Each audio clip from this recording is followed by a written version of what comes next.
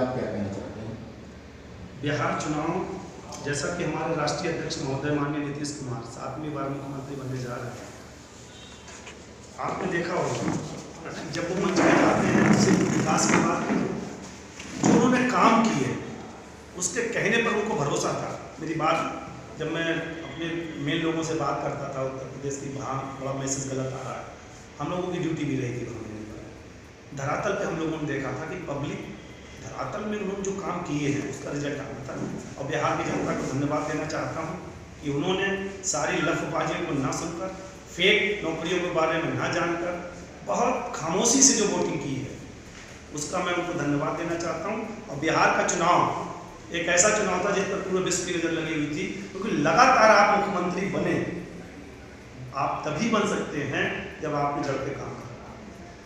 लोग कह रहे हैं इसमें बेईमानी हुई है, कांग्रेस से सब कह रहे हैं बेईमानी हुई। सुबह 7 बजे जिस समय मीडिया पहली बार टीवी पर बैठी, चाहे आज तक हो चाहे एबीपी हो, जितनी भी मीडिया थी, आरजेडी के नेताओं से उनका पहला सवाल था कि अगर ईवीएम पे बोलना है तो अभी बोल दीजिए, क्योंकि आप रुझान आ रहे हैं।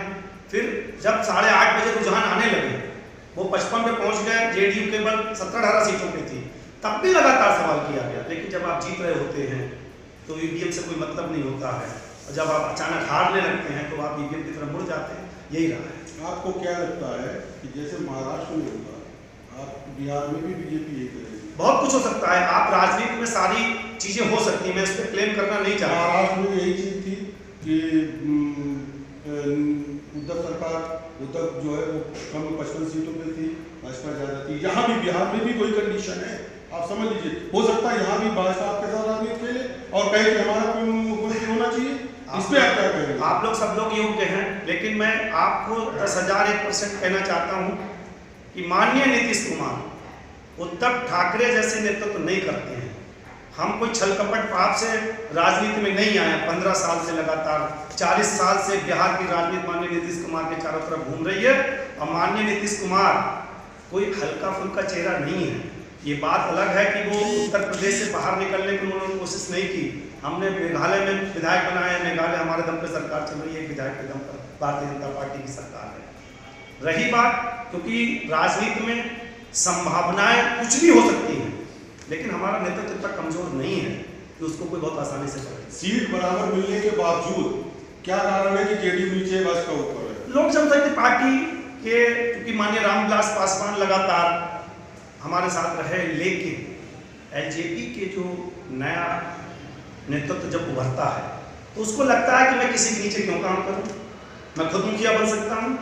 तो एलजेपी ने कम से कम 2 दर्जन सीटें, और आप लोग तो मीडिया में देख रहे थे लगातार वो कह रहे थे हम जेडीयू के खिलाफ हैं, जेडीयू के खिलाफ उन्होंने कैंडिडेट उतारे।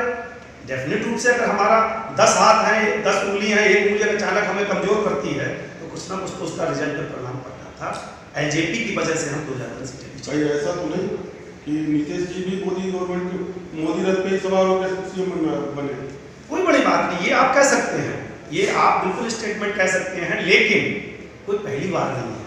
जिस समय माननीय मोदी जी की आंधी चल रही थी हिंदुस्तान में, उस समय उन्होंने रथ रोक के दिखाया था, क्योंकि उन्होंने अपने काम पे भरोसा किया। और आज भी सीटें कम होने का वजह माननीय नीतीश कुमार जी नहीं है। हमारा एक साथी हमारे साथ अचानक छोड़ के लास्ट टाइम पे चला गया, और उसने प्रखर होकर कहा कि हम इनके खिलाफ हैं, हमारे खिलाफ कैंडिडेट उतारे गए।